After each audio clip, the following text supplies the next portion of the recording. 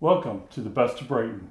I'm Mike Tilt. My guests today on Table for Two are the Tuthills. We're at the Tuthill Farm. We're going to be going over the history of the Tuthill family, starting with Jim. What year did this all start out? What year did you build the house and make a living here? Well, we built this house, started in 1980, and it was a process that took quite a few years, which we were able to get away with back in those days, and we finally got it finished up in about 20 years. no. It's an ongoing process. Yes, probably 88. 88, okay. So And how long have you been on this farm? When did your folks well, receive it? it would have been my great grandfather. Okay. Settled here in the 1830s, I think 1832. Wow. Been in the family for a long time. Yep, we're the fifth generation, and we have the sixth and seventh generations living on the farm also. Okay. Great. Big family? A lot of brothers and sisters? I had two brothers and two sisters. Okay. And And your dad farmed land, or has yes, it he been always, farmed? it's always been farmed. Okay. Yes. Now, what was your main crop that you had here on the farm? The corn, or? Well, it was a more of a general farm, and we did dairy, Okay. hogs, beef cattle, corn, wheat, all the usual crops, a lot of hay. And now we do a lot of hay, and we board horses, which is Okay. and then our big source of income the last few years has been our composting business. Great. Great. So it's a family tradition. Farmer after farmer after farmer. Yes. Okay. And your brothers and sisters, were they involved too, or? No, after they grew up, they all moved off to different things. Okay. And they're scattered all over from South Carolina. I have a brother in Upper Michigan, Northern Michigan, and a brother and sister out in the Seattle area. Okay. So how did it end up that you two got the farm? I had moved out west to Seattle and eventually decided I wanted to come back and farm with my dad, and that was in about 1980, Okay. and been here ever since. Great. I've gone off the farm and done some building contracting work for a few years, and then once we started the composting business, I came back here full time. Okay. And actually, Sandra, my wife, started the composting business while I was still working off the farm, and my dad was still farming then, and it has grown from there to where it's our main business. Great. Great. So you're involved as much as he is in this business. What do you like best about this farm? I like that it's kind of a paradox in some ways, because I like that we can farm here and be doing the typical farm things. Like you can be out on a tractor raking hay, Mm-hmm. but you can be 8 minutes later in Costco. Yeah. So it's There you go. and I've come to appreciate our location, because if it weren't for the location, our composting business wouldn't have become so successful. So you can't just run a composting business where people bring their grass and leaves and brush, or the waste haulers bring it to you, and be out in Cohocton. There's just, Right. you have to be close to the population. Right. So the thing that kind of makes you crazy sometimes, because I grew up in the farmland, and the thing that makes you kind of crazy is when people start moving nearer and nearer to you, find out they Right. can commute to Atlanta or commute to Detroit. Then there's that kind of, oh my goodness, I'm not in the country anymore. But the Lord's blessed us with a business that has allowed the farm to continue and Right. give our kids a hope of farming as well. So now I appreciate that I could be at the Green Oak Mall in 8 minutes, and yet we can be out here doing our farm and composting activities. Right. Yeah, that's got to be a real convenience for you, having all those stores only, what, 3 miles away, 4 miles away. Yeah, it's a nice place. Other than having to go a little bit further and going into town in Brighton. But so being here, Jim, you've seen a lot of change over the years, and not so much in this area, but in the Brighton area. What do you miss the most about Brighton? Is there something that you wish, still there, or do you like the Brighton the way it is now? That's a good question. Well, the Brighton I grew up in, of course, you go in town and know most everyone, Right. and now you go into town and you don't very You're lucky often if run you know- into somebody. you're lucky if you that know one person. Yes. Yeah. So I miss that part, and I also miss being able just to drive right through town. Right. And now the traffic is always heavy, it seems like. Right. Especially right around the Mount Brighton area to Grand River, Yes. where Big Boys is. It's changed a lot. There's a lot of hotels there, which back in the 70s, the only hotel that we knew of was the Smith's Hotel off of Grand River near Pleasant Valley Road. Yeah. So, having all those hotels there now, it's a different Brighton. I mean, the business people that are in town, great people, and people that live in Brighton, still friendly. Yes. Still, you walk down the street, people still say hi, acknowledge you, and they'll have a conversation with you. And that's one thing that I've always been impressed with Brighton. It's always been that kind of loving community. And hopefully forever we will see that even long after we're gone. So, what year did you graduate from Brighton High? I graduated in 1970. 1970. Okay. So, and back then, I think town still ended at the A and W. And Right. you get past there, and it was Right. just a couple of houses until you got out to 96. And, Right. So it's changed an awful lot out that way. Yeah, you had the Dairy Queen, the Clark gas station, A&W, Yeah. but there wasn't really too much after that other than Little Chef and Big Boy coming in. I believe that was in middle 70s that both of them came in. Big Boy first, and then it was Little Chef, and then from there, it kind of snowballed into the McDonald's and all the other restaurants that we enjoy today. Shouldn't be going to them, but we enjoy them today. And they're Hard to good get- restaurants. hard to in get, Brighton. yeah, hard to get away from the $3 meal. Quick and easy, pull up, and $3 is not much. Big Cheese Productions is automobilia at its finest with unbeatable prices, hard to find pieces, and museum quality restorations. They offer a wide range of products such as gas pumps, signs, fiberglass statues, automobilia, neon globes, and much more. Turn your establishment into a showroom today.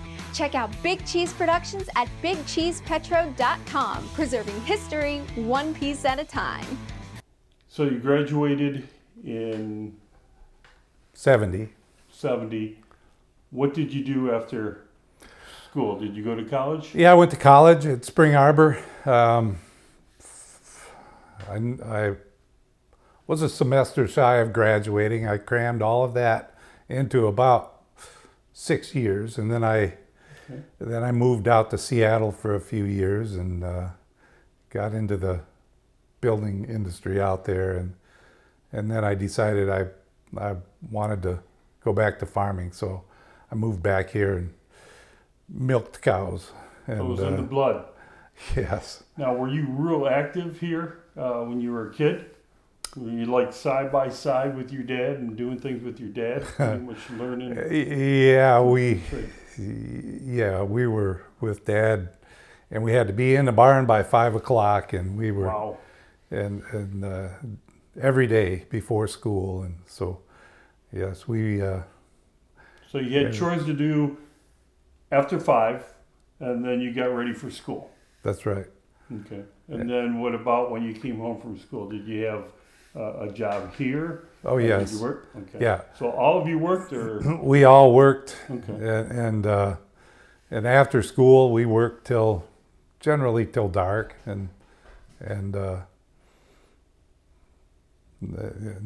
fact I told people I went to college for a vacation, Wow. and that's kind of the way it turned out for Farming the takes first a year. lot. Yeah, farming takes a lot of time. You know, day in, sunrise, sunset. Farmers really, we accredit farmers that provide for so many people in this country, let alone in this area of Brighton. We're thankful, very thankful for, the hours that they put in. What was like with your folks? What were your folks like? My dad was always a powerful man in a lot of ways. He was a strong man. He was powerful in our lives. Good role model. Yes. I thought he was kind of rough sometimes because, it was always, if he told you no, you didn't ever ask him again, and those kind of things. But Discipline. and to this day, I usually wake up not long after 4 o'clock because Right.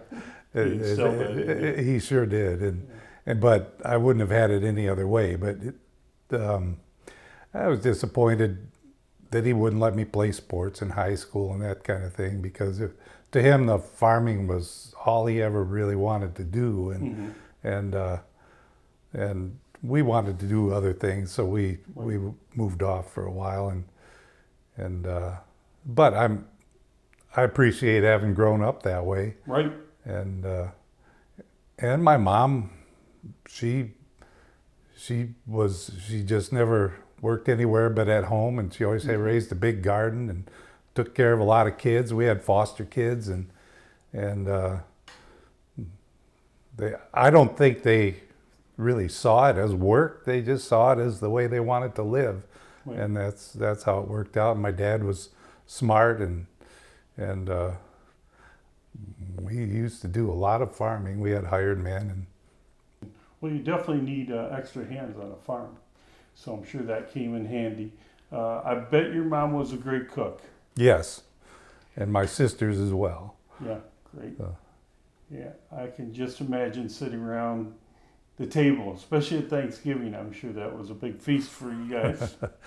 Well, almost every meal was. but Every meal. We That's we nice. always had, the noon meal was always potatoes and meat and gravy and even dessert afterwards. But we went right out and worked it off. Right. And What was your favorite dish that your mom made? Was there a favorite that just made you go, "Wow, I'm at the dinner table first"? I don't remember any of them that I didn't like. Okay. But the desserts were always special to us. So That was my next question. What about the cookies, the cakes, the yes, pies? What, and there were always cookies hidden somewhere. My Always brother was cookies. good at sniffing them out. So yeah, and but normally, almost every lunch or dinner, we called it dinner and supper, had cake afterwards, or sometimes pies, Nice. and so we never went without those kind of things. Of course, we never put on weight because we worked a lot. And my brother was a year younger than me, and when we weren't working, we were running around doing something else. So Okay. we used So- a lot of energy all the time. All the food provided, was that all grown here? Did you have like a garden, a special garden? Where Oh, you had well, there was always potatoes and yeah, lots of sweet corn and potatoes and a lot of vegetables, and okay. Mom always canned a lot. I remember she'd can peaches, she'd make peach jam, and of course we bought the peaches, but raised most everything. Great. It's a great way to live. Be able to pick something right out of the garden. The taste is just unbelievable. It's nothing like what you buy at the store. You know, I remember last year growing cherry tomatoes, and the taste. You know, just pick them right off the plant and pop them in your mouth, and they were unbelievable in taste. Couldn't describe them. You know, they were nothing like, you know, the store bought. But you know, you got to appreciate that. And living on a farm, I'm sure you had the best food that money could buy. Did you source out that food? Were there companies that came by and picked up things, or was it just a home thing where it was food for the family? Yeah, not so much. And after Sandra and I got doing some farming, we sold sweet corn sometimes, but that was a lot of work for pretty small return, we found out. And when we were kids, of course, we may have given a lot of vegetables away, but we ate a lot of them ourselves. And Right. You don't want anything to go to waste. So how is Sandra in the kitchen? Sandra, what are your specialties? soups. I like making chili and soup, and I still do the big noon meal because we grew up with that too. And we tend to put the whole 9 yards on at noon and then eat something light for dinner. Nice.